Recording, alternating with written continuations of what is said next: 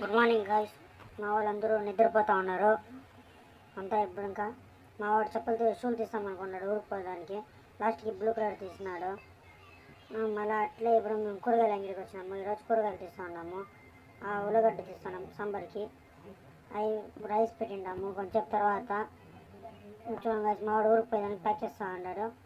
ఇంకొకడు బట్టలు ఉతుకుతూ ఉన్నాడు వేసుకొని క్లీన్గా అని. రోజు ఒకడు ఉతుక్కుంటాము. ఇంకా వీళ్ళిద్దరు పక్క రూమ్లో కూర్చొని ఉన్నారు ఎవరు లేని దానికి బోర్కి.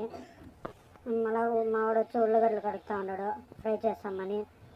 మళ్ళీ ఒకడు కూర్చొని ఉల్లగడ్డలు కోస్తూ ఉన్నాడు. ఒకడు ఎర్రగడ్డలు వచ్చి తలగడ్డలు తక్కాలి ఉడికొస్తూ ఉన్నాడు మా వాడు లక్ష్మణ్ గారు. మళ్ళీ ఎర్రగడ్డలు అంతా కోసి రెడీగా పెట్టుకున్నాము సాంబార్ చేసేదానికి. మళ్ళీ బియ్యం ఉడికిపోయింది, దాన్ని ఆ డేక్షాలను ఉంచేసి ఇంకో డేక్షా లేదు, దానిలోనే కర్రీ పెట్టినాము.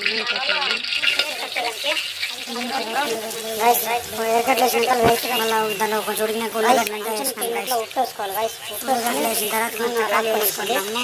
తకాలి వేయాలి గాయస్. బాగా వేసేసి కలిపి పెట్టినాము. దాన్ని తకాలి కలిపి వేసి అంతా కాల్చిన మసాలా అంతా వేసినాము. ఆ సాంబార్గా పెట్టినాము. అదే సాంబారు. మా వాడు రెడీ అయిపోయి పనికి ఫేస్ క్రీమ్ అంతా పూస్తున్నాడు గాయస్ ఈరోజు. అట్లే మళ్ళీ అంతా చేరి నైట్ షిఫ్ట్ పోతాం అనుకున్నాము, కానీ ఏం తినట్లే గాయస్. ఇప్పుడు లాస్ట్కి బోండా బజ్జి తింటా ఉంటాం. ఏం తినేకి దొరకకుండా ఉండేదానికి.